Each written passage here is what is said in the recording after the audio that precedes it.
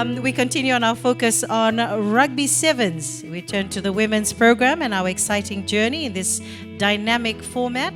I'm pleased to introduce the head coach of the Fiji Airways Fijiana Sevens, Richard Walker, appointed in February of 2025 and brings over 15 years of elite rugby coaching experience to our women's sevens program. Now we see him holding that rugby ball, so we can expect that there will be a lot of movement in this next session. But ladies and gentlemen, can we please give him a big round of applause?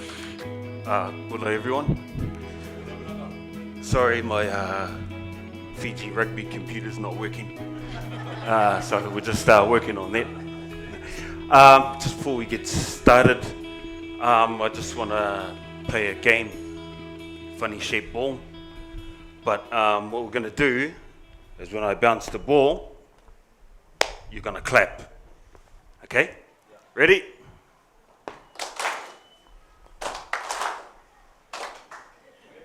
Okay. So what we do in our environment is before every single training, we always play a game. Change it up, games all the time before we start training. You know, we do fun games, we do tic-tac-toe, paper, scissors, rock, freeze tag before we even start. All right, now the reason being is I never know what our players are thinking, what they're coming into training with. They might be preparing for an exam. You know, they could have something going on with family at home and all that. So we always play a game just to clear their mind. All right, get smiles on their faces, and then they prepare for training, and then we get the best out of them. All right, so and they're just silly, stupid games like that.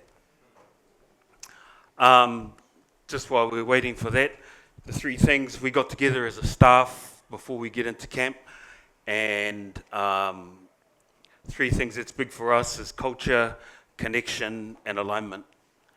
When we go back into camp, which is starting this week, actually today, our Fijiana Sevens are going back into camp. We're preparing for a tournament in Lautoka next month, playing Australia, New Zealand and Great Britain. With that said, is we got together around that and everybody builds our culture. And then we're all in a room, we're all on the field, staff and players build our culture. Once we're aligned with it, then the players drive it. The staff don't drive it. Okay, so our players are going to drive our culture.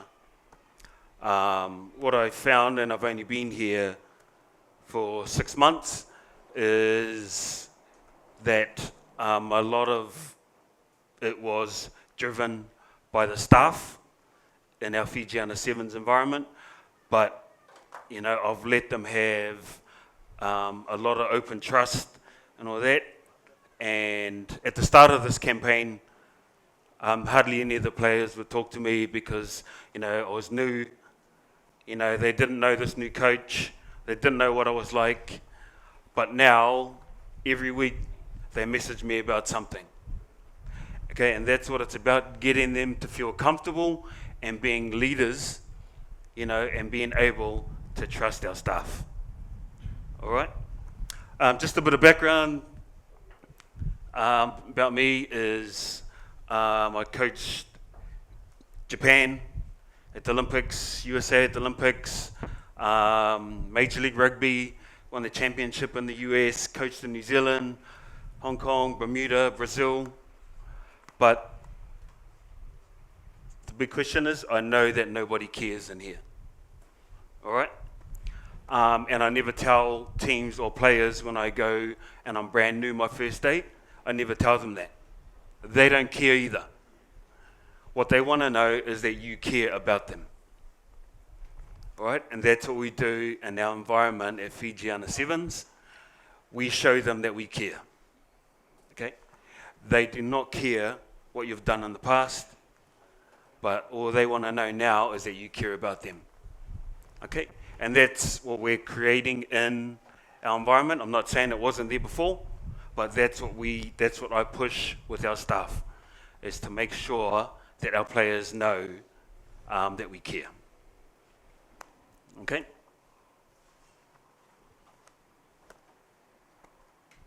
We're getting there, hopefully.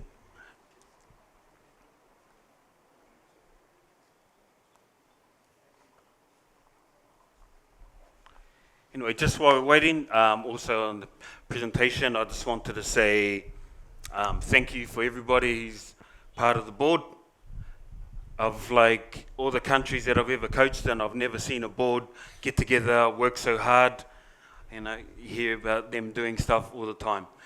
People at Fiji Rugby, you know, the people that sit at the front desk and marketing, that run the fleet, you know, all those people, HR, finance people, you never get thanked at all. So thank you for everything that you do. You know, HPU. Also, I just want to mention, I talked to us about it, I swear that there's 3 molds of our CEO somewhere, because he's all over the place. He's signing MOUs, agreements in Hong Kong, China, he's doing grassroots rugby, and I was like, how is this guy able to be at everything? It's like, he's got to be like 3 of them somewhere. But you know, thank you to all the people that are behind the scenes that make, you know, what we do on the world stage possible. I know that you never get thanked, and so thank you very much.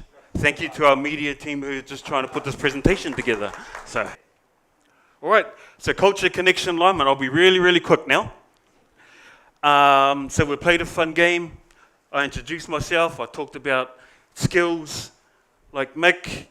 Thanked everybody, our sponsors and partners, as well, our guests, families, and friends. Admin, HR, you may think, oh, what's their bed doing down there? Okay, now Admiral in the US military said if you get up every morning and you make your bed, task 1 of the day is complete.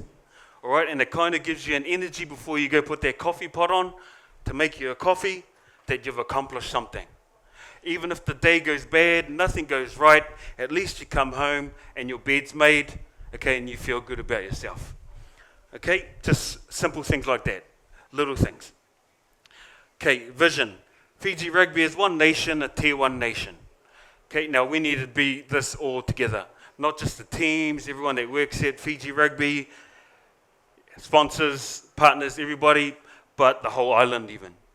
To the little kids running around outside in their villages watching on TVs, you know, when their national teams are on the world stage or even on TV.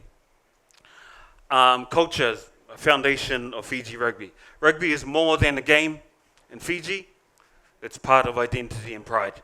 We know that. Fijians know that. Culture provides a unique advantage, creativity, flair, resilience, faith, and community. You already have that in this nation. Okay? When I come here and started before Hong Kong, Singapore, you know, we were doing a lot of defense and stuff like that, and our players were like, Coach, when are we going to work on some attack? And I looked at them funny and I was like, do you really need to work on attack? These are the best individual attackers, one-on-one, in the world. Better than New Zealand, better than any other country. We just need to put it together as a team. Okay, when you're getting shut down as an individual, you know, we need to put it together as a team. But other than that, I'll never ever take away Fiji Rugby attack. A strong culture can sustain performance when resources are limited. Okay, we know that, our players know that. I just explained that we don't have the same resources as Japan, as the US. But players reach higher potential if we give them a little bit more support. Okay? Our culture, driving growth and inspiration. Global growth of the game of 7s and 15s. You have so many fans around the world. The community that engages in you when you're at a stop on the World Series or you're at a 15s international game is just unbelievable. Okay, I respect that, but sometimes I have to tell our manager, I was like, it's getting a bit late, we've got game day tomorrow. Is there any chance that our community could let our girls sleep because they're in the hotel, they're up by the elevator? Just we need to get prepared for the tournament. You know, opportunity to represent Fiji with pride on the Olympic stage, World Cup stage. Okay, for both our men and women. Okay, that's driving growth and inspiration into our culture. And also all players, sevens, 15, men, women, being role model for grassroots players. It's like I said, I saw Coley sign something about grassroots rugby. Okay, we need to take our teams out to villages and schools and all that, you know, so that they can meet their role models or we create role models for them. A foundation of Fiji rugby. Rugby is, wrong way. A connection. Clear structured pathways lead to consistent performance, and we have that from, you know, the Dean's competition that went on, Marama Cup, you know, and those pathways, and I've talked to so many Marama Cup coaches, and I've given them opportunities to send their players into our camp this week. So we have lots of players from different Marama Cup teams coming into camp this week. Okay, we have spaces because some of our players are over at the 15s World Cup with 15s, so we're inviting some new local talent into our environment. Every level, community rugby, schools rugby, development squads to our national teams. And we'd like to talk about our player journey. Like I said, we have players from Bar, Latoka, they have to catch a bus and all that, where it's different than what we have. Also, our connection. When I was on the plane going to Hong Kong and Singapore with a team for the first time, they plant a mango tree for every flight that takes off. You know, Fiji Airways is a key sponsor for us. So after we got back from Hong Kong, Singapore, I'd done some investigating into this. Okay, and then we took our team to go and plant mangroves with the help of Uprising, where we were holding our camps. All right, so that we're giving back and connecting as well. Master Tix was with us too, and he was a big driver of it, you know, because we took us away from training, but we thought that was important. So, you know, a lot of connection to the stuff that we find out about, and that's what we want to do with our sponsors. If you ever need us, we're there. Middle of camp, we'll shut down camp because we realize how important you are, and some of the sponsors I've already talked to you about, and same with our marketing team. Again, global learnings. Like I said, US, each player has a car, Japan, own transportation, and then even New Zealand. New Zealand year-round contracts, they have enough to like buy houses, buy cars, buy all that stuff. That's what their contract's like. Every tournament they go to, they get business class flights. Every other team, when they walk into a hotel, you can just tell they're just like, ain't been on a business class flight. New Zealand, they walk in, they're fresh, ready to go the next day. You know, in the women's game, that's why they're the number one team.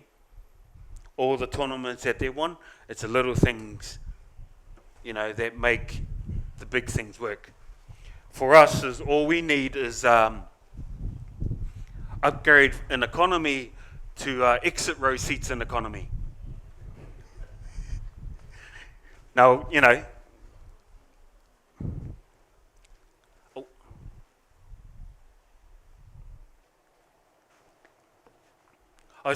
I told, no, not working again. Keep going. See, these are the, go back. So these are the facilities, okay, that in the US, okay, this is what our team had all year, every year. In Japan, this is what our team had all year, every year. Fields, somebody asked a question about fields. If we don't have good fields, then how are we going to get our players wanting to play? These are the fields that I had in the US, and this is a training field in Japan. It's in Kumagaya, you know, and our offices and gym were in here. We just used to walk out here onto this field and train every day in that stadium. Yep. Lastly, just alignment. Okay, shared standards, clear communication, common vision. There's a photo here of me and some of the men's 7 staff from last week. Okay, they came up to Sigatoka. We do DTEs together. HPU were there, our men's sevens, our women's sevens.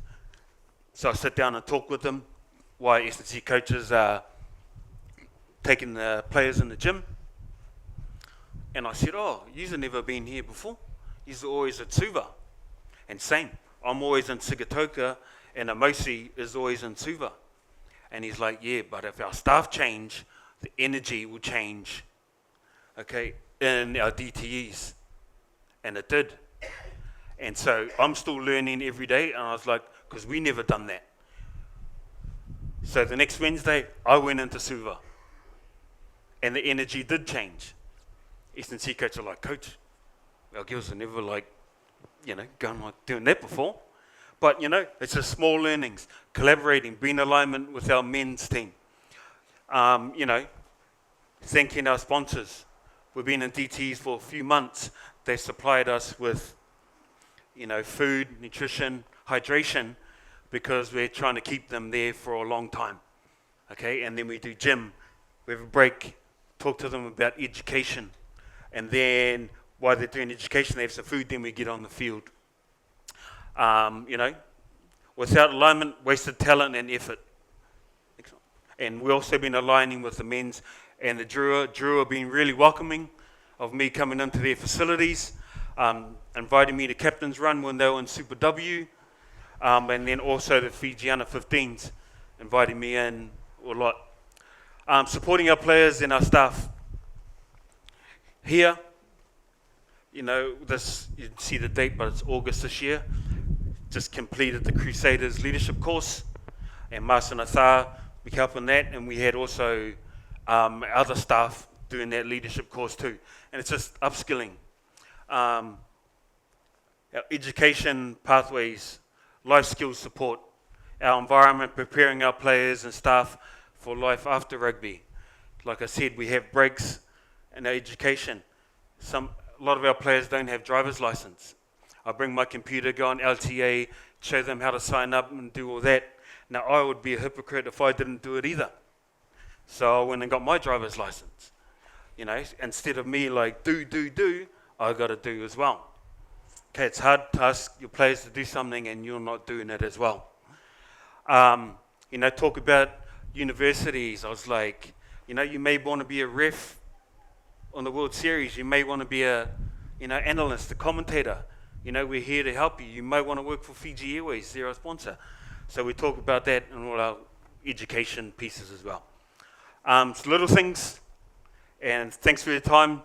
Whanaka Vakalevu, and I swear that I'll get a proper computer so I don't hold you for this long. Whanaka.